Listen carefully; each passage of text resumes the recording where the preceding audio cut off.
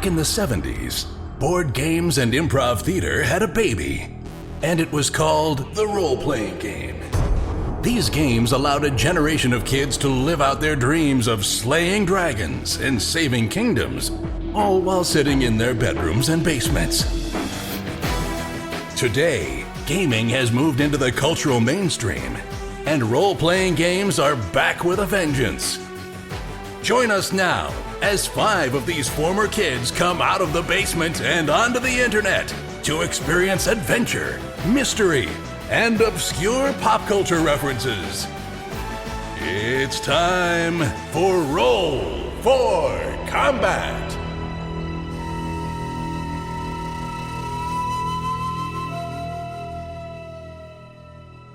Hey everyone, welcome to Roll for Combat. I'm your GM and host, Stephen Glicker, and in this week's episode, the boys continue their epic fight on the Controller Moon, where suddenly a dwarf in power armor and a minigun has shown up. Let's see what happens. Also this week, we celebrate the 2-year anniversary of Roll for Combat, and at the end of the show, I'm going to go through a little history of how and why this podcast came to be. So if you guys are not listening to the Fall of Plaguestone podcast, I strongly recommend you do, because I am stunned how insanely deadly Pathfinder 2nd Edition is. This week is a big boss battle, and I can't even believe what happened in this fight. There is so much death and dropping and crits. It is unbelievable. At the end of this battle, everyone was physically and mentally and emotionally exhausted. We actually were talking about it for days afterwards because it was unbelievable. And that is really indicative of Pathfinder 2nd Edition, is that it's so easy to crit in Pathfinder 2nd Edition, and your armor class really matters, because if you are a fighter up in the front and you have an AC of 20, and if you are a wizard and you're in the back and have an AC of 15, they just have to roll 10 higher than your AC to crit you.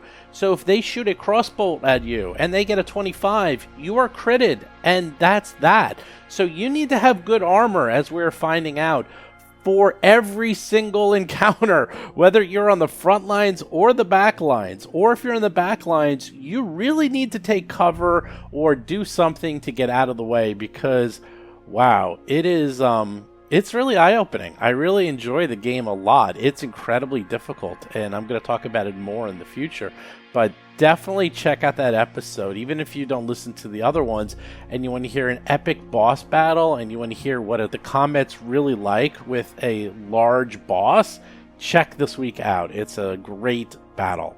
As for this week, this episode's a little strange because it kind of just cuts out at the end. What happened is Ohio was having a thunderstorm, and both Bob and John were having issues with their power, and then Bob had to literally just drop out and leave the game suddenly, so it sort of stopped suddenly because Bob just left. So then when you hear it and you're like kind of confused, like it seems like we're just stopping talking, is that there was no really clean point to end the show, because we kind of went into other things. So I kind of kept in a little bit of banter, and then it's going to end. But don't worry, nothing happened. We're just going to pick up where we last left off next week. But with that, let's get to this week's episode.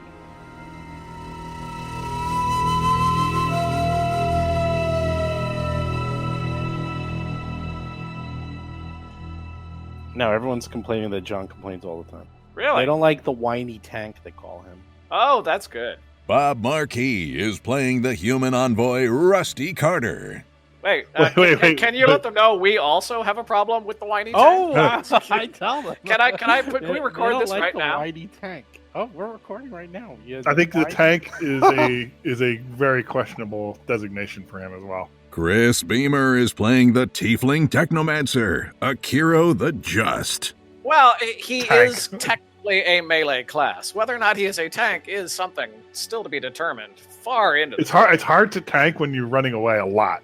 Yes, Like a when you lot. hide behind all the other people. Right, when you hide behind the magic user, it's Yes. not really tanking. Not tanking. Oh, the people who have no damage on their characters are just talking and talking and talking. John Statz is playing the Vesk soldier, Mo Dupinsky. The tank is supposed to take the damage. It's not something we're hurting you doing. You're supposed to take it.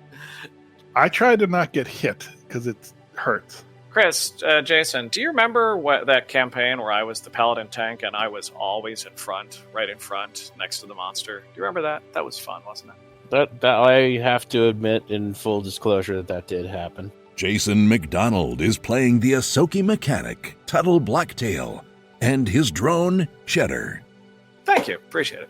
You guys remember the campaign where John played a paladin and was eaten by the gibbering mouther? Remember that? That was fun too. Actually, I don't remember that. That sounds fun. I remember the gibbering mouther eating me.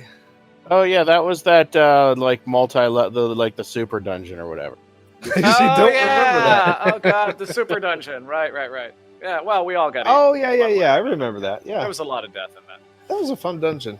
It was fun. I found every encounter annoying. It got a little repetitive, but having Yeah. John being eaten alive was fun. Yes, that's true. That was very fun, I have to admit. I remember that first encounter that was both darkness and difficult terrain. I was like, oh, fuck this shit.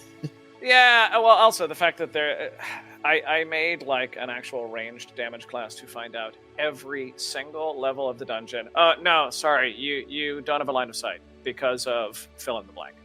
It's like, okay, well, then, no, it's not balanced if it's every floor. I mean, one floor, okay. One floor magic doesn't work, one floor you can't do ranged, one floor you can't do holy. Okay, sure, you balance it out. But literally, that one ability of firing my bow was impossible on every single floor. That was Bow in Pathfinder is OP. That's why. Well, Oh, right, and I also Jesus made a ridiculously Christ. OP version of it, but still. It literally is. It's a known fact. Oh, yeah. Oh, we could just go on and regale ourselves of the encounters where Bob is in the back trying to find line of sight or not. We could That just was that in. talk about that. Any game system, Bob is in the back, not True. staying away. Always. It has happened, but not always, as I say. Well, when we play Pathfinder 2nd Edition, John, play the healer, and then you could be in the back all the time. You can run away when they hit you. It'll be great. I want these mobs to attack because I want them both to like fully unload on Rusty right now. Rusty? Okay. In that case, then let's All right, continue bring it on. where we last left off. Where, first of all, somebody had something on them. Was that Akira? What was that thing that was cast that you got something special on? I said remember that from last time. I don't recall anything special on me. Let me check my notes. Your mirror image was only one image, as I recall. You had one image. No, didn't Rusty give him something special? Someone had Did a I? little light on them. Like And the I light- said make sure you write that down so we don't forget for next week. I don't remember that. Oh, I do remember you saying something along those lines. Shit. So, did I? I do not, sadly. I'm sorry. All right, well, you got a little bit of time to figure it out. Anyhow, while you guys are fighting and you killed the baby cultist and you killed the shadow creature, next up was this dwarf soldier in power armor with an advanced machine gun who was tromping up the stairs and just unloaded on Mo and asked you to come get some. Oh, Now- now I do recall my thought about this. By the way, Mo, he's got your amazing tank armor, but sadly, he's a dwarf. Anyhow, the desperate berserker cultist is deciding to unleash on. They're just going to go whoever's in front of them. So let's do this guy first. Liquidator, Disintegrator, Pistol, full attack. Who's in front of him? Rusty. Okay, Rusty. Rusty power. All right, let's try that again. 15 acid damage. That's like one of the lowest amounts he could have done. That stinks. And then the other guy unloads who in front of him. Oh, it's Akira. He didn't do low. He rolled a 7 for damage. He did great damage. Rolls a 3. Terrible. Man, for berserkers, they're really not berserking very well, are they? Aeon tunnels up. All right. I'm gonna be slightly cowardly and move so I'm not in the direct line of fire behind Mo. That's called the Mo, by the way, that move you're about to make. Running away? Yeah. Oh, Tuttle, you have that. I think the one thing I did remember is that you'd have the my spell on your weapon for this attack. Oh, that was it. That was what it was. Yeah, you have the juiced up weapon attack. So Which means I probably should use it on the big bad. yeah, because it goes away if you don't use it in one round. Use it on the big bad or kill off the rest of the ads. Actually, there's an argument for either one. Because the big bad is a brand new big bad, so might want to focus on the wounded guys. Nice. Wait, was that the right gun? Yes, you Okay. hit the butcher. The You butcher. get plus 4d6 to that attack damage. Holy moly! Nice. All right, so you hit for 13. 26 Now damage. do the extra. Plus 17. Holy moly! You just did Nice. 43 damage to this guy. Fun. Yes. no, sorry, 30 damage. I was No, you were looking at the. I was going to say you were looking at the hit 30 number, not damage the still. You did 30 damage to the guy. That's great. Not bad. And Not is he on bad fire? Is he on fire? for a rodent. No. I didn't crit, so I don't think he's on fire. Wow. You're just really trying to milk it for everything it's worth, right? For a rodent. Well, the GM is racist. That's the problem now. Well, I can't shoot at the big bad with Cheddar because he'd have to shoot a line effect through Mo, and Mo would not like that. Well, you can do it. No, you just chose not to. Morally, I should not. There's only one target. Miss with a 3. Akiro the 0. Has not been scratched. Have you even been touched? Let me see. No. You got a little bit of stamina damage, just a tiny, tiny bit. Gonna have to step this up, shall we? Okay. I'm going to attack. Is anyone been injured? I don't really know, right? Yeah, the cultists, these hungered cultists have been injured. The butcher just got 30 points of damage on him. Both. Remember all the grenades that were tossed in? The both of those cultists. Yeah. Several times. So I'm that's getting why a- I was suggesting finish them off before we all focus on the one. I'm gonna cast a spell again. You've seen this before, and it's Plan A from now on. Not magic missile. It's explosive blast. Getting these 3 and no one else. I can actually just as a free thing exclude Mo, even if you want to make it big area, like right in the middle. Actually, just for fun, I want you to put him into it and then exclude him, just to scare the living daylights out of him. Does that Done. cost a resolve point? No, if I want to put more than one person, then it's a resolve point. Got it. By the way, doesn't Akiro have a mirror image right now? He does. Okay. All right, so the deal on this is once again, reflex save, DC 18. They Holy all crap. make it. 15, All right, 18, well, 19, I'll roll plus damage. their bonuses. Good lord. 28, 28. Bingo, bango. It's 90 damage. I forgot my bonus damage for my feet, which is 4. Oh no, 5 now. Well, I didn't see the roll yet. Did you roll down? I know, no. I think I add the 5 first, and then you take half. I think. Right? Remember to carry the 4. Yeah. You basically just make Okay. one big roll and then we cut it in half. Holy moly! There we go. Holy 46! Oh my God. Ah, that's how we What type do. of rolls. Wait, he rolled D6s? 4 6s and nothing under a 3. And plus on 5 D6. because of my feet for evocation. Holy That moly! was a good risk roll of Oh invading the my terrain. Yeah. I mean, Goodness. good lord. Yahtzee. 6, Yep. 6, 6, 6. Almost Yahtzee, almost. Wow, that's Those amazing. is what- That's, so 23 that is, grand that hits. is literally the definition of above average because nothing's below a 3. 9. Well, the dice. 46 includes the plus 5 too, but yes, it's Yeah, awesome. still. It's a good roll. So, what type of damage is that? Fire. Does anyone have any resistances? No, they do not. Oh, There we you go. Suck. I hate you. Wow, that is how we spell Wait, but what- power. One of them's still alive, though, of the ads. That's annoying. Yeah, that's for you guys to help. Well, okay. I can only do so much. No, I agree with that. Now you're going to move forward, right? It was just No, I'm it was holding. just- I'm holding the line. That was just a standard action. You can move forward, and you've got an image, so it would be great to draw fire. Yeah. Take that image. Actually, yeah. throw You know that what? image For tactical right in their face. fun, I will. What's up this to the north? Is I'm sorry. Wait, what did you say? You agreed? Oh my go- god! he's I go moving. there. Oh my I lord! go there. As far away as Whoa! possible, in the opposite Whoa! direction. No, Excellent. okay, wait. All right.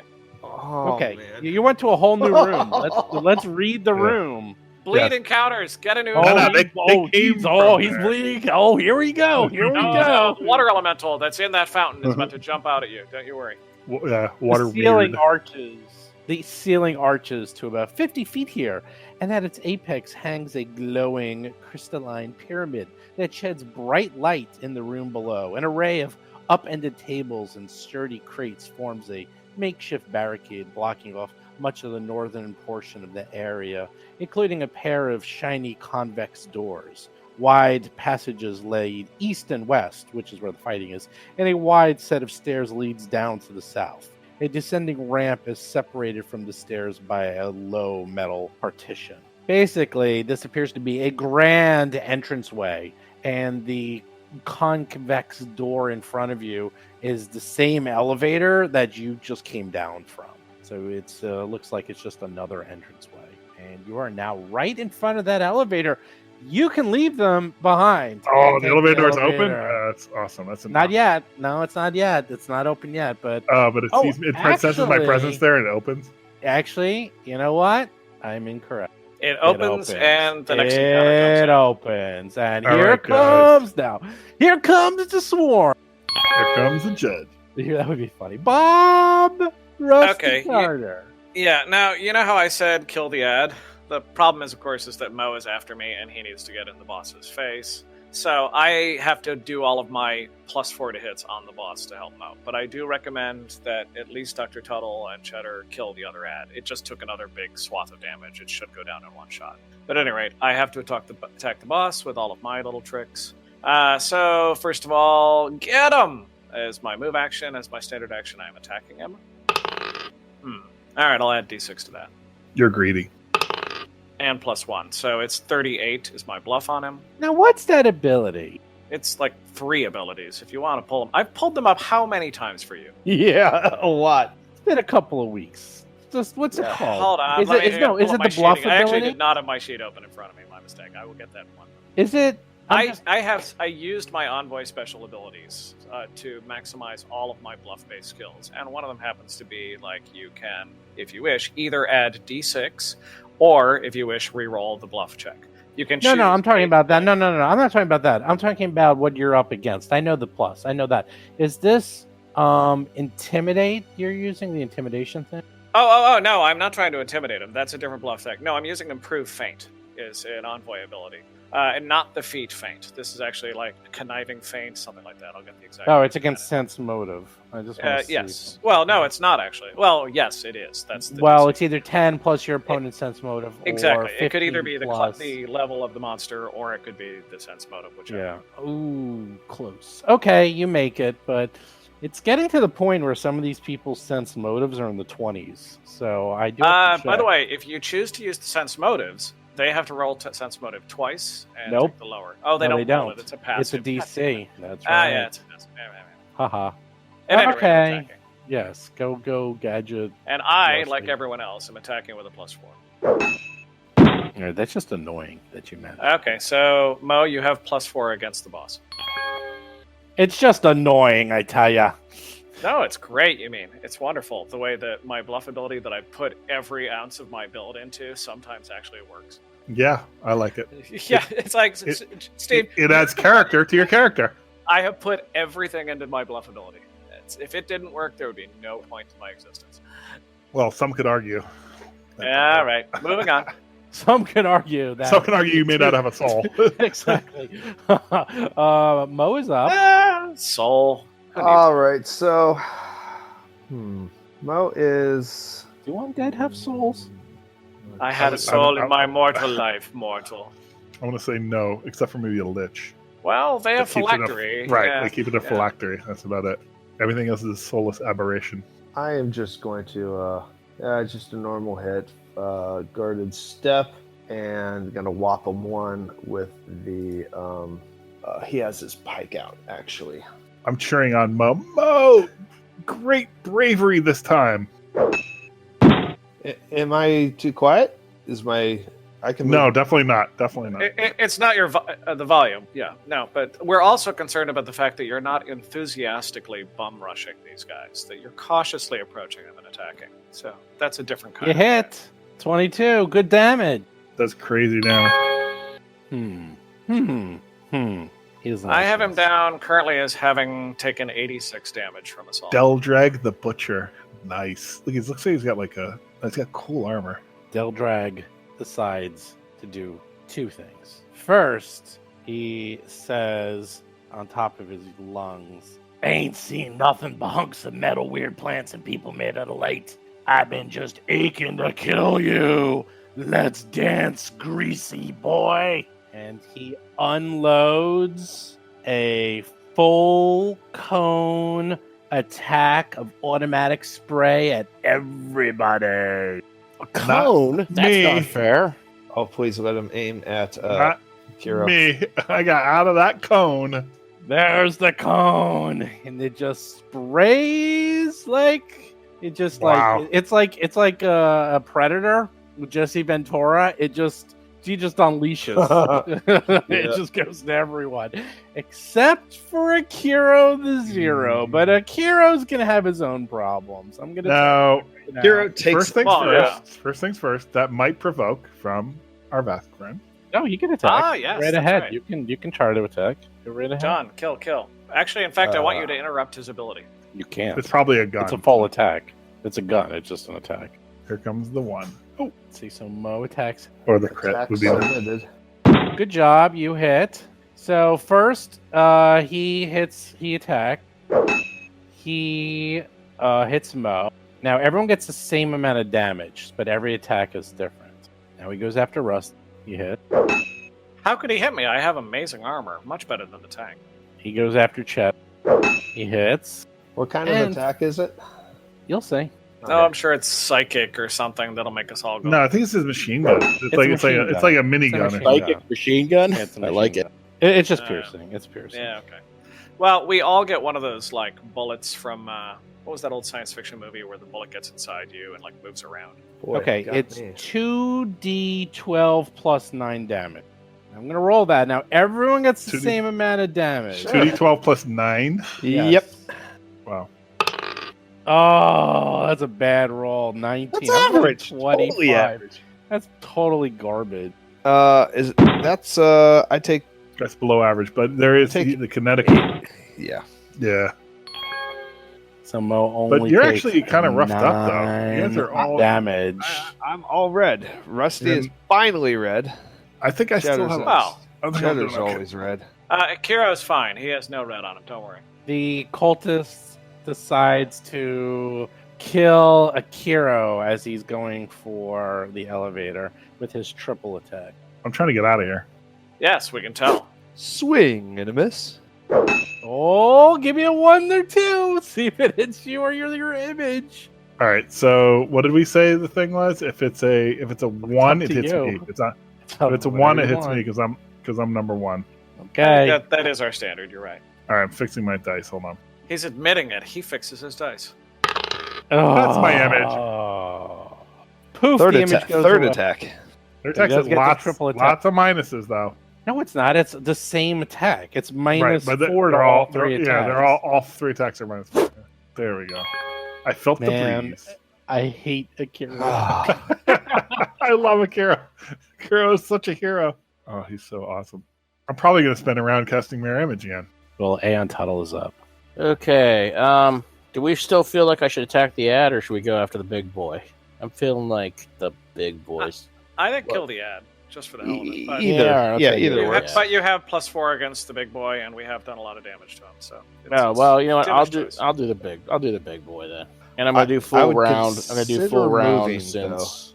Yeah, if you can move, he's going to use that spread attack again. Really missed twice. Well, Dang it. you did a full attack. so- Yeah, I know. But did You that? get a +1 from Mo Oh, +1? All right, then 1 hit. So attack again.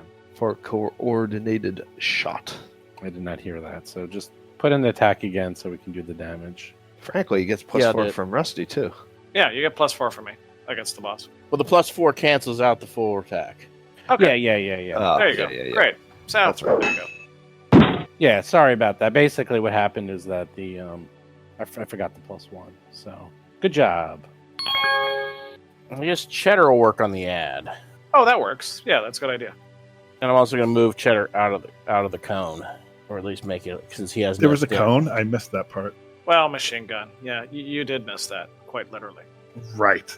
You're on top of Cheddar, correct? No. Oh.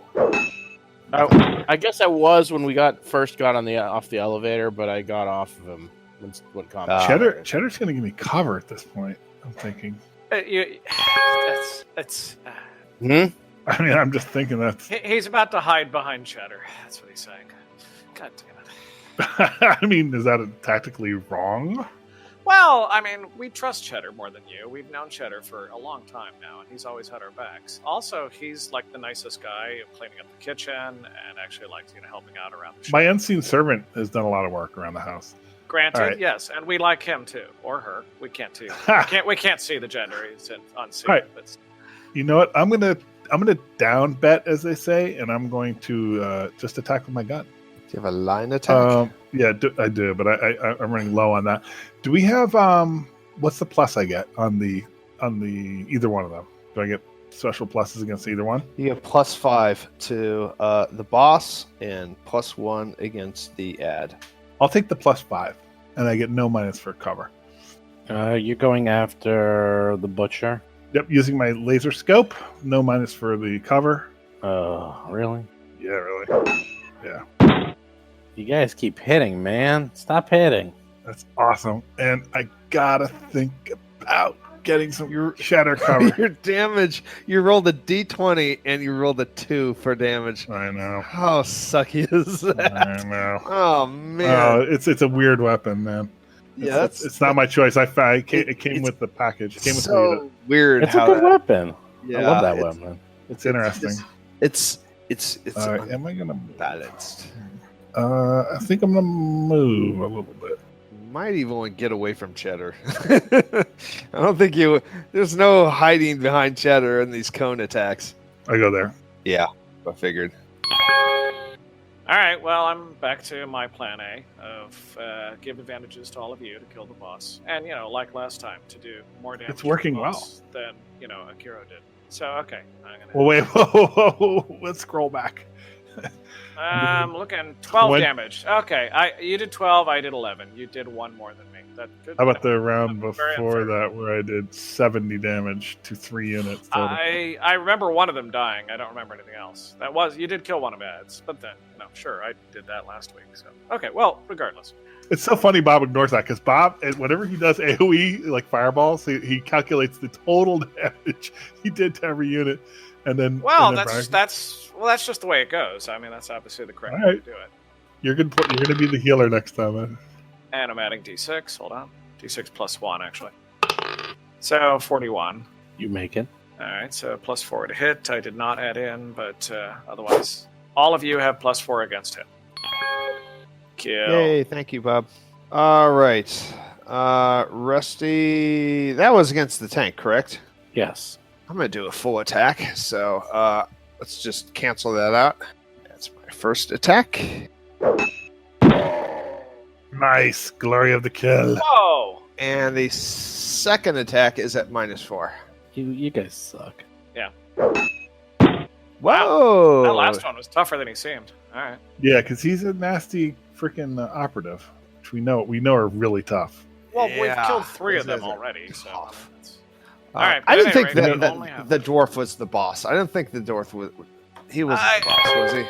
I think. just a little- They're like Rambo, a Terminator, and a ninja wrapped up in one package. That's an operative. Well, I would say sort of what the dwarf was in Old's terms. It's like instead of being a 0-level fighter, he had levels. That's all. He was more than the Yeah. ads. That's all. Yeah.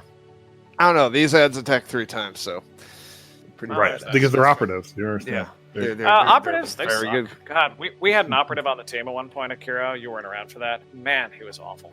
I think we have to go to the videotape and fact check that. But okay, does this guy want to surrender? I'm just thinking what he wants to do. It's not looking good for him. I mean, he could surrender. We could talk. We could deal with him. No, he's gonna do. He will face judgment by me. Nope, he's doing something instead. He is going to take his little 5-foot steppy and then run away. Wait a minute. I don't think that's allowed. Oh, that's allowed, I guess. I mean, in Pathfinder, you can't like take a 5-foot step and then do a move action, right? Sure you can. You can take 3 Yeah. 5-foot steps if you want. In Pathfinder? Second edition. Oh, second edition. Yeah, but in not second edition, you can't take a 5-foot step. Is a I don't know. I forget. Dr. Tuttle, I want you to shoot him in the back as he runs away, please. As he's running away, he's screaming like crazy. Help, help, I'm being oppressed. I'm not sure. I mean, if I... You can move I'll forward try. and shoot. I'll try. I think we got to bleed the encounter, so let's go for it. Let's press the advantage. John's electricity went out. That happens a lot in Ohio. Maybe out where John is, not me here. We actually even have a generator. If our power went out, it wouldn't affect anything. You have a generator because the power goes out sometimes. Oh, that. Yes, that part's true. Yeah, because I don't have a generator because I live in a civilized part of the country. Well, you live in a large apartment building that has a backup generator, is what you mean. That might be true. Tuttle runs after the berserker and misses. Yeah. Cheddar. Nice job, Cheddar. God That's it. damn. Cheddar is now Cheddar officially a cold-blooded murderer. Yeah, Yes. Cheddar's awesome. The robots are taking over. The robots are Wow. shooting those trying to flee from the robot uprising. Good lord. You know, just as a side note, a lot of scientists and things really think that that's going to happen. Yeah, I've They heard that. really think that's going to happen. I now worry about science. I never worried about it before. So, nuclear war and global warming have never bothered you. Well, no, those are always a fact in science, and yes, that's going to happen. But like the So, robots is not fact, man. I wish it was. It's so not. Ah. I mean, so Oh, many it's things the- can go wrong. We can't even get into this program. You expect them to like take over the world? Come on. Well, there's that. It's not the robots, it's the AIs that are going to kill us. I know the AIs. Yeah, how's It's- that going to happen? we all know Skynet is going to kill us. That's my point. Yeah, let's hook it up to our nukes. It's a good idea. Okay, so they're all dead. What are you going to do? It's Miller time. Let's form our line again. Head over here and ready in action. He was screaming, right? Loot? Yeah, he was. I'm just gonna. I want to spend a little minute ready in action. That if I see an enemy or pretty much anything that moves, come around that corner, I'm shooting it. That makes sense. Let's form our line and get ready for if anyone comes before we take a rest right away. And actually, I'll activate my motion detector. Ooh, my gun has a motion detector attached to it. Not sure what it does though. All right, so I am examining the corpses, particularly of the two major boss people. I'm back. Can you guys hear me? Yep. Yeah. That was crazy. So I'm sitting here at my computer, and a light flashes right out my window, and all the lights and everything goes dark, and crash. Then the thunder comes. But we're back. Oh, wait a minute. Oh, what did I miss? You guys killed that. Let's see. Who? Yeah, we got the guy running away. Oh, he ran away? The last little ad tried to run away. He made it halfway down the hall and was screaming out loud, so we might get friends. We are very damaged. Some of us are. Yeah, well, yeah, whatever. I try to be safe, cautious. So who got the ad when it was running away? That would be Cheddar, actually. Cheddar got the final kill. Nice. Yeah. Cheddar lays down the law. Boom. Yes. Mo is going to go here and unleash the spider and rest. Why not? Okay. You're going to take the spider. One more spider. Yep. All right. Seeing a lot of that spider has bitten you a lot of times. That spider's going to be Fortitude. running down. 4d8 Oh, plus 4. 20 Fortitude. for a Look fortitude at that roll. natural 20. All right, well, that's good. But it still takes some time, so he might. Well, it be takes a interrupted. minute. So anyhow, give me the healing 4d8 plus 4. And 12, Add 4 points. I didn't. And add I'm 4 back. points. 16 So 16. heal. That's pretty atrocious. That's what we do when we heal. We do atrocious rolls. Now he's going to down some. Wow, 3, 3, 5, Cures. 2, 3, 5, 2, 2. Wow, that's bad. Yeah, on D8s, no less. Dude, I'm just gonna do a cure healing serum. Here I rolled comes higher one. than that. These Here sixes comes a by 1 or lot. 2. Here it comes. You doing a level 1? Oh, it's a 1! There it is. Yay! See, you got greedy saying 1 or 2. No, it was a 1. It was always going to be a 1. Yeah, we know that. You drink your 1 healing serum. How many do I have left over? You have 20 left. Okay, I'm gonna do another. Remember, that's group loot. 19 left. And another. Ugh, 18 left. Wow, would Are a you killer guys to like- roll above a 4? Are you guys one time. watching Mo for the first time? This is what he always gets when he heals. All right. John, you misunderstand. We're not surprised by this. We're laughing at you because of this. Yeah. I'm not laughing because he's costing me money. This is All right, group Well, loot. there's that. Actually, Having- I would like a heal. Could I use the 4 damage. spider? I'd like to use the yeah. spider, please. So let's see. You rolled 3 healing serums, and you healed 7 damage. You know what? I'm gonna heal myself. Let's just see what happens. I'm curious. Oh, stop it. Oh, I got Ah, a 2. yeah, join the club. Join the club. I feel like I'm one of you. I only Yeah. healed 2 to myself. That's pretty good. I mean, if Alright. I rolled tonight, I'm rolling good. Okay. Yeah, see, that's how I do. Tonight, Oh, tonight's rolled the night. 7. All right. Well, Well, you have no easy damage roll. because you're I a know. coward. Let me take a 10. Oh, wait, I don't need a 10-minute rest because I have actually full stamina too. Okay, you know, don't I'm have gonna. full stamina. You have almost full stamina. Almost. Bob, how damaged You got hit by a is Ron? grenade or 2. Oh yeah, I'm gonna start. Since you guys have been messing around with spiders and stuff for a minute, I'm gonna start looting. Yeah, well, you loot. Okay. Rusty, how damaged are you? Because I can give you a healing So serum. he's got meat damage and Okay. Rusty, how damaged are you? Well, let's get the real numbers. I'm only 15 points damaged. Yeah, have a couple healing serums. I will drink a couple of healing serums. I'm about to roll. Start them rolls. It's D8 plus 1 I or ain't just rolling. D8? I don't want to roll for him. D8. That's it. Bob Your is actually pluses. worse roller than. Oh, a than Mo. 7! A 7. Oh, what are you talking about? I'm a very good roller. It's great. I mean, Mhm. it's fabulous. So that's 7. How Now let me many do more? The second one. It's a market correction. Yeah. Oh, There we go. 3. Now we're now, back to the That's and all- now one he's one fine. more. No, One you don't more get for any good more. luck. One Seven. One more. I'm drinking. No, you're not. The embargo is on. Oh, it's No, a 1! There we doesn't. go. No, he doesn't get one. Yeah, He doesn't get that. Yep, he does. Actually, technically, he might not have given me one, but I would have grabbed it out of his hand. I'm it would 4 have been sleight down. of hands at that point. We don't want to. You're fine. You're Waste not, want not. Yeah, exactly. We gotta worry 11 about cheddar. healing. There we Is there go. any way of getting cheddar? Yeah. Nope, not really. Well, No, he a little does bit. it. It's easy. He just does 10-minute rest, and he gives them 25% of his Yeah, I just do the 10-minute rest and the resolve point. And he's Oh, happy-ish. okay. Or happy-ish. He gets like 25% of his health back.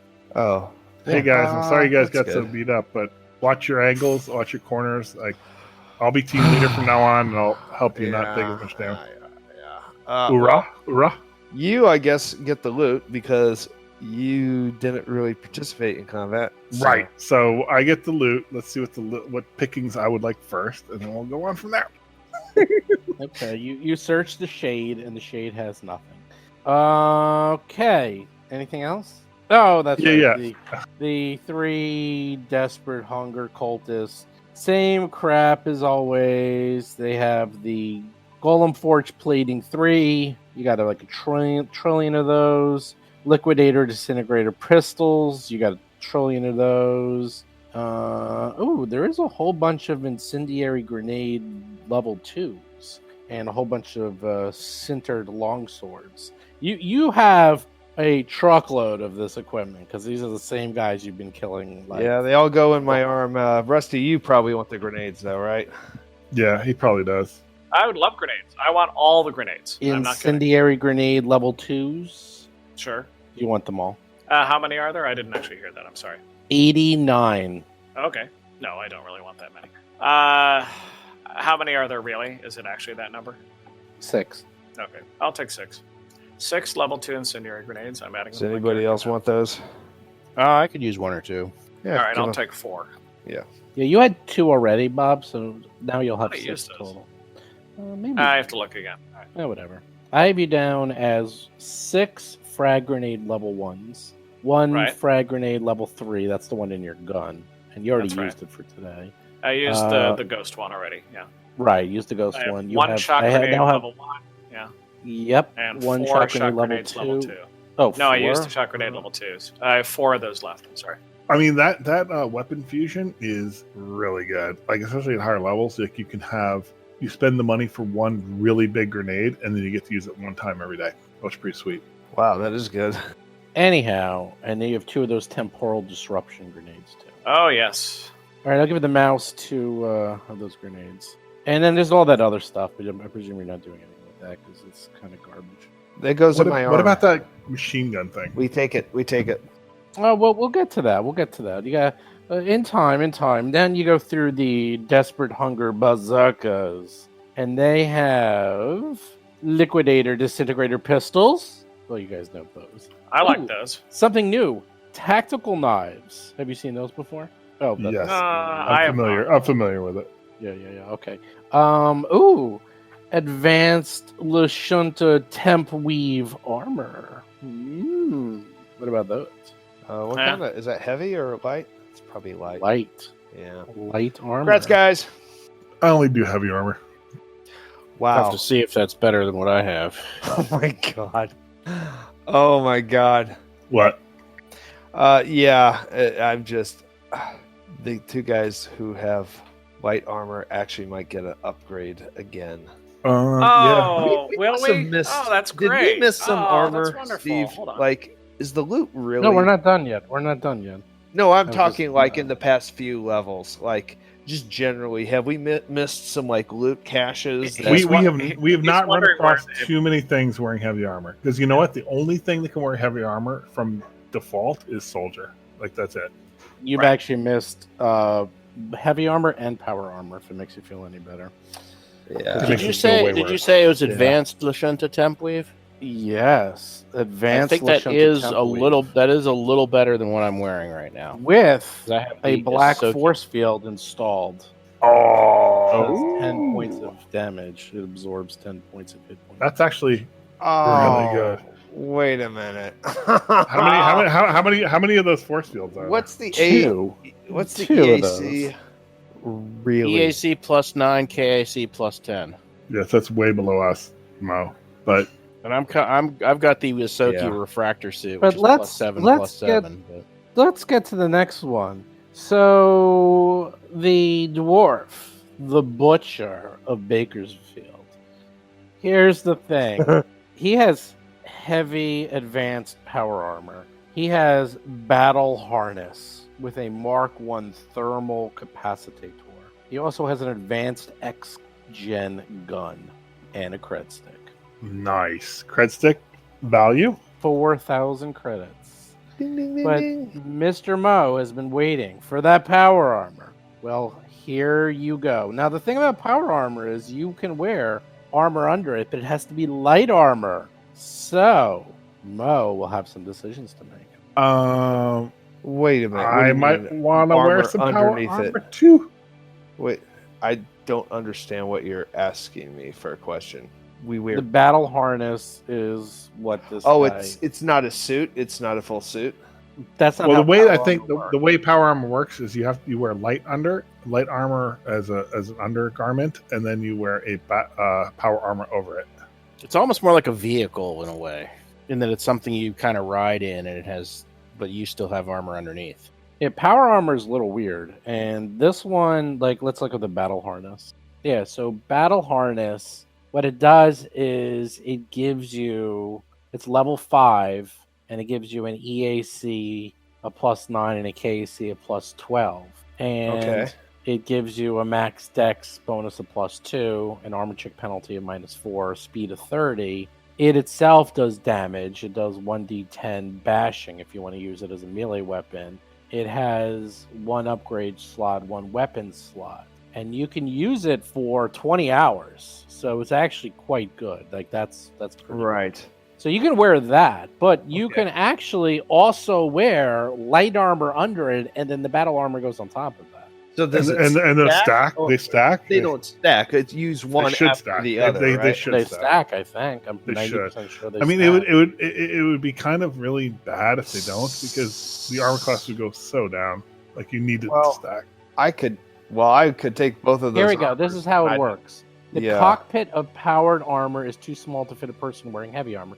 If you're wearing light armor while in powered armor, you gain the higher of the EAC bonuses and the higher of the KAC bonuses between the two suits. And you take worse between dex. the two. But but that's pretty good. So you have 2 suits, and whichever is better, you get the best of both. So there you go. That's how it works. Okay, so and the EAC and the KAC of the power armor. +9 for EAC, +12 for KAC. Yeah, It's way below your armor so already. yeah, it is. It's worse than Golem Forge Plating 3, which we have many suits of. And what's the plus side of power armor? You can attack Yeah. melee. And what Well, else? it's level 5. It's really crappy armor. So that's why it's yeah, but you'd think its that values level are so 5, but it's power armor, so it should No, it doesn't. be better. Yeah, but it's well, of course. Well, I some have of them are level better. 7. Like the spider Yeah. harness one gives you +10, +13, and it allows you to like climb and stuff. Like that gives you Yeah. a climb speed. So there's power armors that are very good. Some allow you to fly. Some allow you to just lift things. Like they're just, they're literally power armor. You know, they give you kind of a variety of things. I have a +10 kinetic, and it's got a black force field. That's why I would wear it. There's two black force. There's 2 black force fields. This one, the battle harness, had a Mark 1 thermal capacitator. Oh, okay. So the force field that's not on the power armor. Nope. Well, it can be taken off and put on there. And put on that.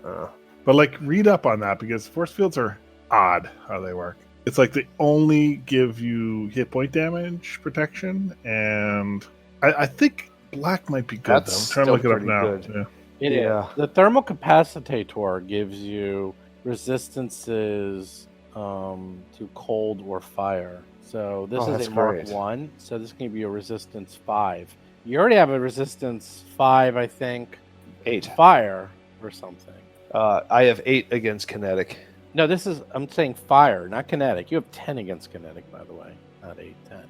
It's your level. You really should update your character. No, you already have... It is. I just can't find it. I'm on the wrong character sheet. But okay. You have resistance 5 fire and DR10 kinetic right now. If you got the thermal capacitator, or anyone can put it on, it's just an upgrade for your armor. It's an armor slot. It gives you... I actually have one of those from when we were on Castroville, or we got it after Castroville, so it was like the perfect item after we no longer needed it. Yeah, it gives you It gives you basically a 5 cold or fire resistance. That's all. Okay, so how many slots does it have for upgrades? 1. Oh, okay. So I wonder if the slots haste. stack though. If you wear light armor, Yeah, the slots will stack. You Yeah. can wear light and heavy. You can definitely do that. I could actually put my haste circuit in the light armor, and then the heavy or the force field one in my power armor. You could. I mean, you've been wanting armor. Well, here you go. I think Here's that's your what it- baby. It's really a side grade. I mean, it's actually worse. I mean, frankly, it's going to plus. Well, you could 9. just leave I it have here a for plus now. 10.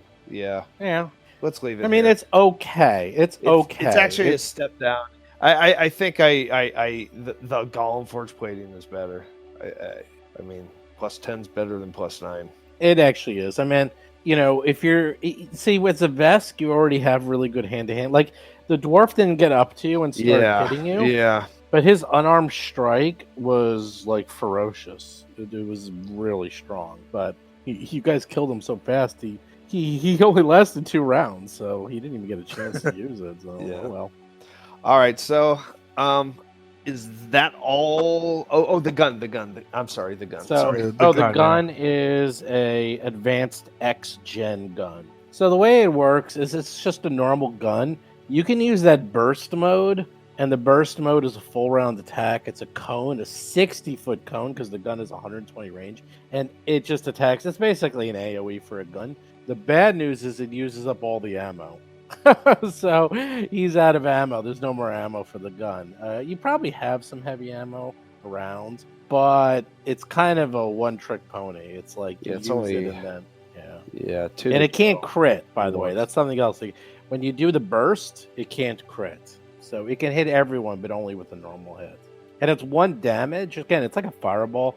And I rolled crappy, so everyone only took a little bit of damage. It wasn't a good roll. So it's literally a fireball in cone form from a gun. That's all. Yeah. 2 to 12, high variance. That's fine. Well, we'll keep the weapon. We're not going to worry about it for now, though. Yeah. All right. All right. Well, with that, who is taking a 10-minute rest while you guys have gone through the body? It's been still pretty quiet. Take a 10-minute rest. I'll take one to heal Cheddar at the very least. I would like one of these black force fields. Sure. Go ahead. I would the Mo seal of approval on that. How long does it take to install? to Not install. That's a 10 minutes. Tuttle thing. I think it's 10 minutes or so. Or it might be really? an Is that hour. it? I I thought think it it's was 10 an minutes hour. to install an armor upgrade. Yeah, I think it's really quick. I would like the one of the light armors because it's an upgrade in all respects. I mean, I'm not. Oh, really? Yeah, I have. It's like plus because I'd be going from +7 to +9 +10. Oh yeah. So Oh, it's that's not, totally it's an not upgrade, much yeah. of an upgrade, Oh yeah. but it is an upgrade Take it, yeah. and more upgrade. I thought you just slots. said it wasn't an upgrade. No, it is. It's not much of an upgrade, but it is an upgrade. So Well, I'd that's- like one of the light armors. Take it. And I think the knife, even though I never get in melee, the tactical knife would be better than my. Because I'm And still maybe using. Cheddar could use that tactical knife. I don't think it'd be any better Not than really. his. No, it's only like 2d4, so it's not any better than his bat. So what does your weapon, your armor go up to? Let me adjust that for you. What It's is like it? +9 +10, What was it before? +7 +7 for the Ahsoka refractor suit. So plus 10 for KAC. Yeah. I don't know if you ever saw the movie Dune, but if you ever did see the movie Dune, Ahem. I think we have 2 of those force fields, right? right? I need a force field. All right. I think I should uninstall my haste circuit for that force field. I don't know if you have to because I think you have the light slots plus the heavy slots, right?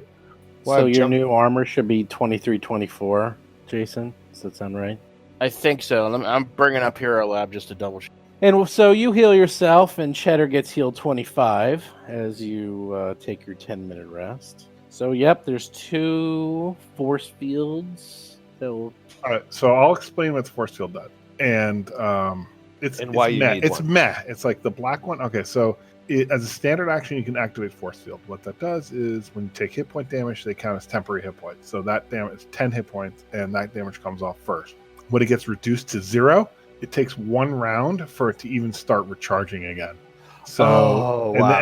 and then when it starts recharging again, assuming you take no damage, then it recharges at a rate of 3 per round, up to 10. So it takes 4 rounds to get to. It's like 10 temporary hit points. It's basically 10 temporary hit points. It's not terrible, but the Oh, best I way see. to think of it as it's temporary hit points. That's really how you Right, Yeah, yeah. and it does cost a standard action to activate, which is annoying. Oh, really? Oh, yeah. That's Well, you it's- can't use that in combat. I It's can't great use that. if you're prepared a round or 2 before you start fighting, but otherwise, no. Yeah, it's again, it's not terrible, and it's actually more useful for the enemies because the enemies always have it pretty much ready to go because they're always ready, unless you completely surprise them. So it's one of those things that it's okay. I mean, it's okay at best. Well, I would like one. Yeah, go ahead. He's like, hey, it stinks. I want it. John, if you don't want it anymore, I moving from 2 slots to 3 slots would leave me with an extra slot, so I might as well Go equip it. crazy. Absolutely. No, take it. Congrats. All right, then I'll take the other black force field too. All right. Just leave it on the suit. It's kind of cool. I mean, it is hit points. Like it can save your life, maybe. I mean, I like to stay alive. You know that. Really? We didn't notice that. Is that? I like to. I was gonna say if you take the force field, you're not allowed to run away anymore. I don't really run away. It's a tactical retreat for a better shot. I need to get the better shot angle. I'm just fortunate. I'm very lucky. Akira is a very lucky man. So I'm furious at Bob. Furious sorry. at you. Me too. I'm Me too. We are. furious We all are. at you. All of us are. Bob did his envoy ability on the Shade, on the Cultist, and on the Butcher, and he never did it on the Berserkers even once. Right. Why? What would have happened if I did that? And they were immune to it. Oh, God damn it! Oh, that's funny. Oh, berserkers. Oh, that's great. Of course, they can't be bluffed because they're single-minded. Oh, that's funny. I was so Oh my ready God. to throw that in your face, and you're like, I'm sitting there waiting for you to. I'm like, come on! This Oh, isn't that's really fair." funny, actually. Okay, that's great. Oh, well, hey, yeah. About time we fought somebody that was immune to me, but hey. God damn it! Every Well, single okay. thing here, you could have gone. You went after every single thing except the one that I wanted you to. Bob is like what's his name from Jessica Jones, right? Mr. Purple? Yes. I'm basically, yes. I'm You like, are Kill- Mr. Kilgrave, Purple. Yes. Kilgrave. Well, Kilgrave is horrible. I'm Kilgrave without any of the like rapey vibe. I want to be very Kilgrave should be destroyed Kilgrave on in the sight. show is not that bad. Kilgrave in the comics is It's horrible. horrifying. Yeah, no, he is Horrible. all of that bad. And actually, in the show, he's that bad too. But He's pretty bad. it's, He needs to be killed on sight. Like Or that's at least it's all implied in the show. They kind of yes, abstract it a little bit. exactly. Even so, when he walks into a crowd of people and starts telling them to just kill themselves, that happens. So He was really, really bad at the I mean that made the show for me because he was, I mean, first of all, great actor, but it was horrifying. Like this guy's like, he's way too powerful. It's like, this is so horrifically bad. And then he's trying to amplify his power.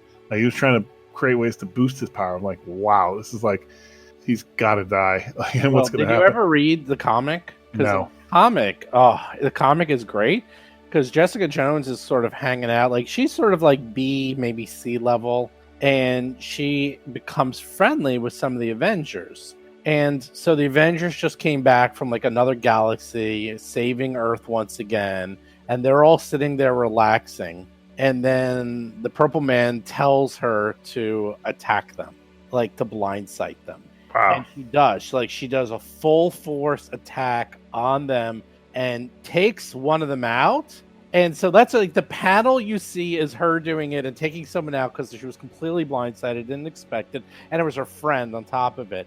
And then the next couple of panels is you see the full force of the Avengers Just taking her out. pounding her, and then you see her wake up in the hospital like weeks later.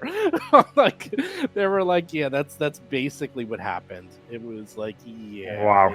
they went nuts on her, and eventually they figured out what happened, and they were like, "Oops, sorry, we almost killed you." So it was very, very funny when you read that. Well, not funny, but you know what I mean. Well, his power is frighteningly scary. Like it's too powerful almost. Well, it's all like pheromones, so like it shouldn't work against things like vision. Certain things shouldn't work against. Yeah, no, it's well, yeah, because he just tells you, you just do whatever he says you do, like whether or not you want to do it. It's really scary power, very, very. There's a good book called Carrion Comfort, where they have that ability. They're kind of like vampires. They kind of like live forever, and they have the ability of mind control, like basically Kilgrave, except they can do it at distances. One of them can do it at a distance, and one of them is a ex-Nazi that has lived through the eras, and they keep armies around them. Like, just, they keep them there. Like, they're just zombies. And they have, like, basically kind of like the Battle Royale, where they'll set their puppets against one another. Like, they have this, like, island. The quickening, it could be only one. Yeah, something like that. Well, the guys that have mind control, they don't participate it. They just use their puppets. And so what they do is they go across the world and they get trying to get the best puppets. They should make that into a movie.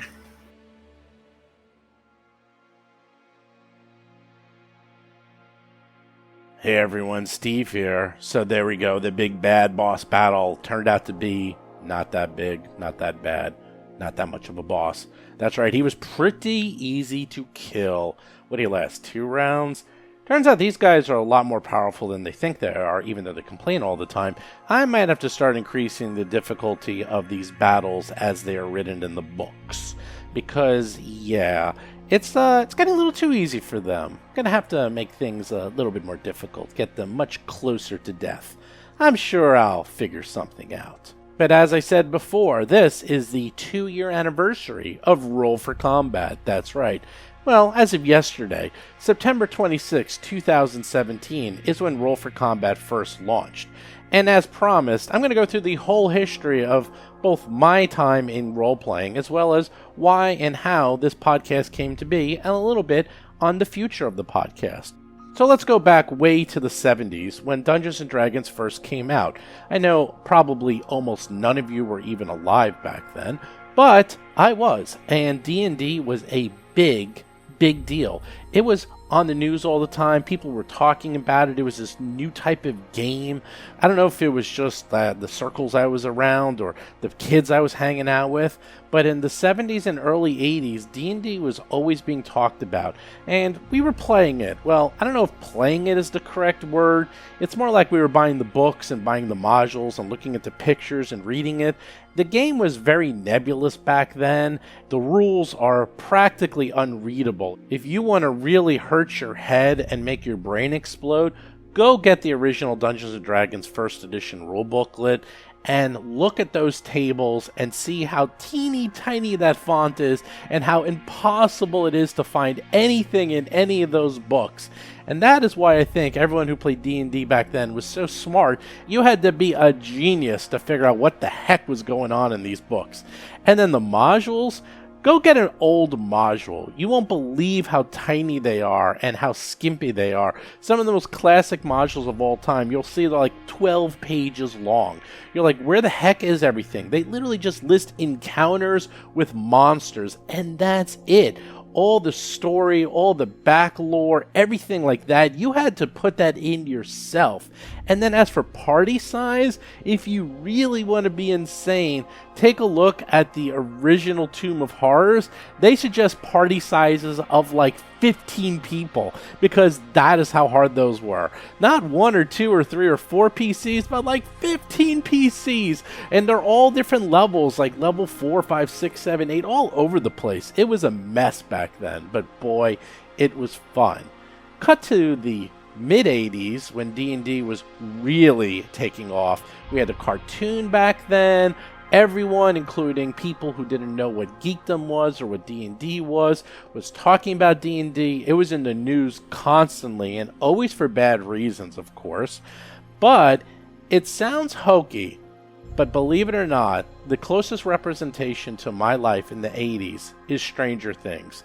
I don't mean like all the demonic stuff, but Steve from Stranger Things looks just like I did when I was his age. And I'm about the exact same age as Steve is in the show in that time frame. I used to have this huge bowl of hair just like Steve. I even had a girlfriend that looked exactly like Nancy. And to make things even more freaky and a little bit too much information, on the second episode of Stranger Things, Nancy is wearing a top that my girlfriend at the time used to wear all the time. That is how accurate that show is, and that is why people my age love that show, because it is scary accurate. They really know what they were doing when they made Stranger Things. Anyhow, Stranger Things is fairly accurate for the time. People playing D&D, you go in your basement, you would spend, 10, 12, 14 hours just playing and hanging out with your friends and riding bikes everywhere, and that is really how I grew up playing. I really grew up playing with my friends, kind of out of my parents' sight. They had no idea what was going on, and it was just really exactly like how Stranger Things depicts it. And another good movie to look at is E.T., because in the beginning of E.T., which came out, I believe, in 1982, that's what they're doing. They're playing Dungeons & Dragons, and that was exactly what it was like. Both are excellent time frames into what my childhood was like. So we were constantly playing D&D. I eventually went to college, went to Carnegie Mellon, and that's where I met Jason. Now at that time, 2nd edition was actually coming out, and it was pretty exciting. I actually bought it, but Jason and I mostly played computer games. We were playing things like Civilization a lot, and Prince of Persia. Like, those were the type of games that we were playing back then. Not so much Dungeons & Dragons and traditional role-playing games. So we were really more into the computer games, and 2nd edition was kind of weird, but there were a lot of computer role-playing Dungeons & Dragons games coming out at that time, so I was playing those mostly. Eventually, I graduated college and moved to Manhattan, and that's where I met John and Chris. They were actually roommates living in Manhattan, and I met them at a Magic the Gathering tournament. Magic the Gathering was really, really big in New York City and in Manhattan back in the alpha and beta days, and there was a lot of tournaments, and I met them at one of the very first tournaments that ever existed in the history of Magic, back when we were playing with Moxes and Power all the time, and we just became fast friends. Later, I would eventually meet Seth and Bob, who were friends of Chris and John, and we all just sort of, started to hang out together. We would play Dungeons & Dragons, but back then, and this is in the late 90s, we would play Dungeons & Dragons First Edition, because Second Edition kind of stunk.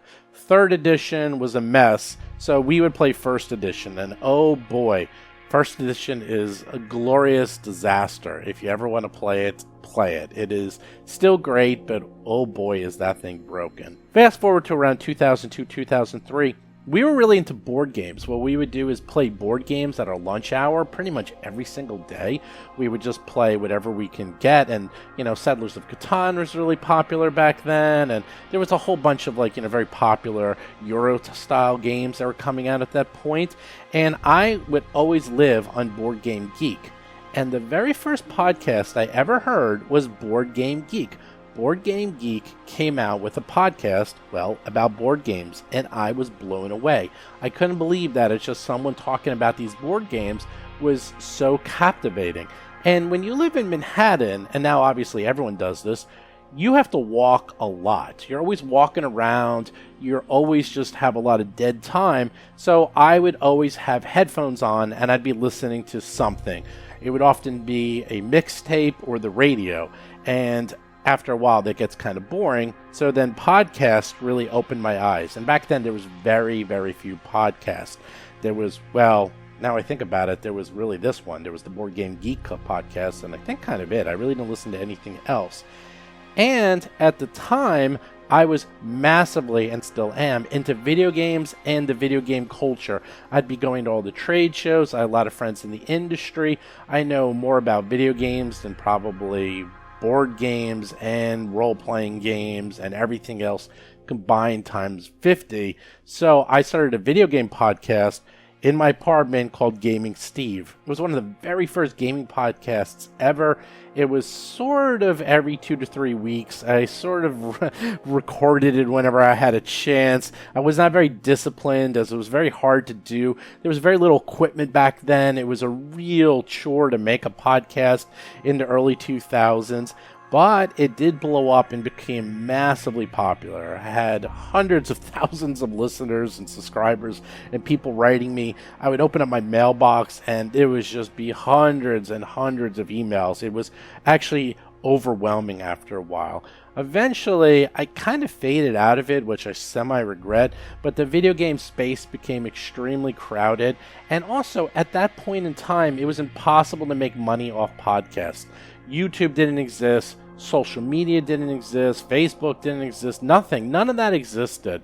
So it was just you doing a podcast. I was pouring thousands of dollars into this thing. I was spending 40, 50 hours a week making my podcast. And yeah, I had a lot of fans, but it didn't turn into anything. It was just through email and the occasional convention. And I kind of stopped doing it because I didn't see a light at the end of the tunnel. Fast forward a few more years, we're starting to play 3.5 because it just came out, and 3.5 was really, really good.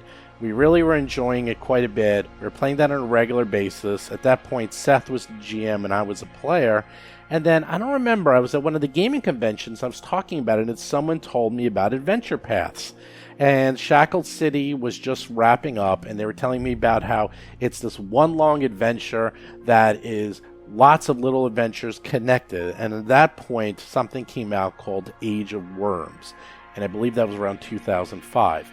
I went, I got Age of Worms, I read the first adventure, which all you know is Eric Mona's adventure, first one in the Age of Worms, and I've said it many times that this I consider one of the greatest adventures ever written. A lot of people agree with me. It's a genius adventure. It's incredibly well written, really absorbing, self-contained, has a lot of different plot hooks, a lot of different things going on. I read that and I was hooked immediately. I immediately learned 3.5 backwards and forwards. It was the first time I GM'd in quite some time. I told them all to build characters and we were going to start playing. And at the time, I was going to GM. It was Chris, Bob, and Seth. I wanted it to be 4 characters, so Bob had to play 2 characters because John Statz at that point moved to Irvine and got a full-time job at Blizzard and became one of the lead developers on a little game called World of Warcraft. That's a whole other story, but John, as you probably know by now, was one of the core developers on World of Warcraft and built almost, every dungeon in that game practically, all the classics. He has a book that came out. We can get into that some other time. But John was off doing his own thing. So at the time we were playing Age of Worms, and I was thinking the whole time we were playing, we should really do a podcast on this. This was back in 2005, 2006, 2007, and Age of Worms were so much fun, and it was such a great time, and I was like, we really should do a podcast on this. But at the time, it was really hard. You had to get all this equipment. You couldn't just get this equipment. It was practically impossible to set up a live podcast without going to a professional recording studio and spending thousands of dollars. It just was impractical. And it was something that kind of died with me. Eventually, I moved away. Chris moved away. Bob moved away. We all went our separate ways. But we continued to play Dungeons & Dragons and then eventually Pathfinder online. D20 Pro came out, and I'm pretty good with computers since that's what I do for a living, and I figured out how to use it and even program it and adjust it to the ways I needed fairly quickly. There were some chat programs that were very popular at the time because of World of Warcraft, so things like Mumble and TeamSpeak and things like that were available. So we put the two together. We have an online virtual tabletop with a TeamSpeak server, and voila, you can play Pathfinder or D&D online. We did that. We also continued to play Dungeons & Dragons 4th edition, which Seth wrote his own campaign, and we played that from first level all the way to 20th. And at the time, yes, we did like 4th edition. I've said it before. There's a lot of issues with it, but the battle system is fantastic. And it was a great campaign that Seth put together. And again, I kept thinking that time that we really should do a podcast. And at that point, it was getting a little bit easier because I could record the episodes, I can record the audio, and YouTube was out and Facebook was out, and it always was in the back of my mind that we should do a podcast. I think people would have enjoyed it. But there was a lot of complexities with it, and most importantly, several of the members of our current team did not want their voices recorded and put out on the internets. So we were not able to do the podcast. We continued over several years. We played several adventure paths, always in the back of my mind that we should do a podcast. And I continuously asked them if we should do one, and everyone always would say no, or a couple people would say no. And then, as I was listening, podcasts were getting really big, and they were getting bigger and bigger, and getting very popular. And then Critical Role took off, and then Glass Cannon. And then I was furious because we could have started this years ago if somebody said yes. And that was it. I was insistent that we need to start a podcast. And at the time, we're playing Iron Gods. And I said, that's it. We're doing a podcast. Maybe it's going to fizzle out. Maybe it's going to do great. I have no idea. But this is what we're going to do. At the time, I went to PaizoCon and they announced Starfinder. And I thought, there we go. That's the absolute perfect time to start a podcast. It's a brand new game system. Everyone's going to be excited. Everyone's starting at the ground floor because I didn't want to start something with Pathfinder because we're kind of in the middle of all these things. So I said, this is it. Let's everyone get on board. We're going to take a risk. Hopefully Starfinder's fun. Hopefully the Dead Sun's Adventure's a good one. And we're just going to jump into it. We got D20 Pro working. We were already using Discord for our audio. I had ways to record our audio so we could do it a little bit easier. So we used Discord for both our note-taking and our audio recording. We used D20 Pro for our online. We got everyone on board. And if you listen to those first episodes, you can hear it was a little rough. I'm going to admit, it was a little rough in the beginning. We were actually still doing, I think, pretty well, and we were definitely having fun, and we got the hang of it really fast, but it was new to us. It was a new system, recording, we haven't done this before, but I was still very happy with it. The show started off very strong. It did really, really well. I believe the very first day it came out, I actually still have the screenshot. We went to #1 in iTunes briefly, but we were there. We were there all the way up the very top for just a few hours because so many people were downloading it. And to this day, we still have thousands of people listening to every single episode. As you know, Dead Suns is wrapping up, and when they announced Pathfinder 2nd Edition, how can I not do a Pathfinder 2nd Edition podcast? Of course I have to do a Pathfinder 2nd Edition podcast. So sure enough, we started the Fall of Plaguestone. Main reason is I didn't want to do the next adventure path, or should I say the current adventure path in Pathfinder 2nd Edition, because I kind of knew it was going to be an intro adventure path, and I also figured about 100 other people were going to be doing a podcast on that adventure path, which I believe they are. So I'm actually looking for the second adventure path to start. Plus, I helped develop it. So what a dream come true. I get to GM the characters and monsters that I developed against my very own players, and I get to maybe kill them off. I'm also want to learn Pathfinder 2nd Edition before we jump into an adventure path, so the Plaguestone adventure has been perfect. I have to say, the Plaguestone adventure is incredible. I can't believe how much fun we're having with this adventure, and after every session, we sit there talking about how memorable it was. There is crazy stuff going on in that adventure. If you haven't listened to it, I strongly recommend you start now. Now is an excellent time to pick up because we're starting to get the hang of the rules. Everyone is learning their characters. We're going to get into really heavy role-playing in the near future, and you're going to learn a lot more about the characters, their backstories, what motivates them, about the town, about the main core story, and then of course the combat is insanely deadly, but it's great. I would say episode 10 is a perfect time to jump in. Actually, episode 9, the one we just finished up, that is a perfect one to jump into, and you'll be fine. You don't even need to know. I'll probably just do a recap. It's not a bad idea. Maybe I'll do a recap on episode 10 so people can just jump right in. So that's where we're at now. We were already doing this. We're already playing Dungeons & Dragons. We were already playing Pathfinder. I was already podcasting. Everyone finally came on board. Everyone was listening to some of the other podcasts and realized, wow, this actually does sound like fun. And we have all enjoyed this a huge amount. I will admit, we are excited to finish up Dead Suns because we do want to start something new. This happens in all adventure paths. There always comes kind of a lull at the end where people are just kind of slogging through it. But I will tell you, we just had a episode recording last night that was mind-bogglingly fun, that people were screaming and had so much excitement. I'm going to have to rebalance the whole episode because people couldn't stop blowing out their mics. They were screaming so much. So there's going to be insane energy, and I promise you, every single one of you who have stuck with this show, you are going to be rewarded. The last 10 to 15 episodes of this show are going to blow you away in ways you can't even comprehend. I can't talk about it, but I promise you, I absolutely promise you that you will love it. It is going to be dynamite the last couple of episodes. You'll see. As for the future, well, we're going to finish up Plaguestone, we're going to finish up Dead Suns, and then we're probably going to start Pathfinder 2, the Adventure Path, probably the Extinction Curse. That's the one I'm looking at right now. As for other adventures, Eric Mona is coming out with a new standalone adventure, levels 1 to 7, comes out in February. I bet you I'm going to run it. I probably am. I know doing 2 podcasts right now, it's kind of killing me. I'm going to freely admit it's taking up a huge amount of my time.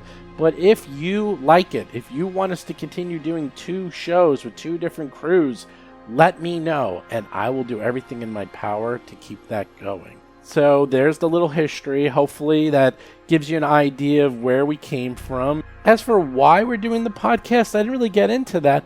But one of the reasons is that a lot of these shows I listen to, and I'm not downplaying them, but a lot of them are people that are new to the hobby, people who have never done this before. And that's fine. And I like listening to some of those shows, but I actually like listening to people that are veterans who have been doing this for a really long time. Those are my favorite shows. The ones where people know the rules inside out, upside down, that know all the tips and tricks, that have been doing this and born and bred into ventures and Dungeons and Dragons and Pathfinder and role-playing, and this is something they've been doing their entire lives. And that is something we have been. We've been doing this forever. This is something that we do weekly, every week, for 40 plus years. And I thought There's not a lot of shows out there like this. And I thought we can put out a show like that, and hopefully there's an audience for it, where we're always trying to get the rules right, where we play rules as written, where we do role-playing, but we also know each other really well. We try to also keep it clean as much as possible. We're not cursing left and right. Yeah, occasional curse slips in there, here and there, and I do keep them in. But otherwise, we're a clean show that you can listen to with your kids and have fun. We're also a little bit goofy. We have Cheddar, we have Aeon Tuttle, we have, well, Hiroji and Kiro, both of them pretty goofy. Heck, even Mo is pretty goofy. And, well, Rusty. Now I think about it, everyone's goofy. This is just a goofy show. The funny thing is it didn't start out like this at all. They started out pretty serious. Maybe that's just the way role-playing games work. Everyone always starts out with the best intentions, and they start thinking they're going to be like Camelot and storming the castle and doing amazing things, and by the end, you end up just being Monty Python. So, show notes, new podcast every single Tuesday and every single Friday. Do subscribe to us on iTunes, Androids, and Spotify. New Talking Combat every Monday. Talking Plaguestone every Thursday. Do join our Discord.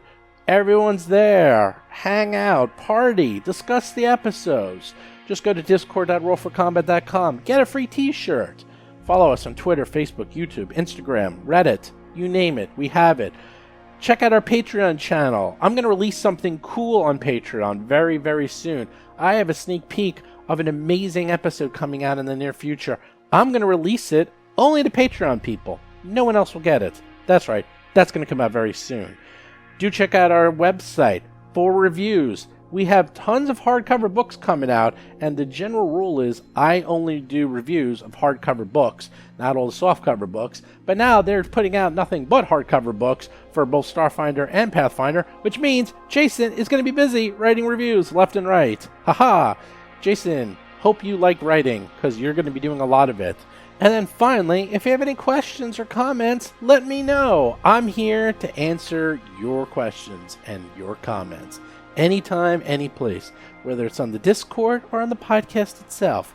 Let me know. We'd be happy to be a part of your community. But with that, I'll see you guys all off, and I'll talk to you next week, and we'll start year 3. See ya. You've been listening to Roll for Combat, a Starfinder actual play podcast. If you have a question or comment for the show, please visit us at rollforcombat.com or drop us a line at contact@rollforcombat.com. You can also find us on Twitter, Facebook, Discord, and other social media platforms.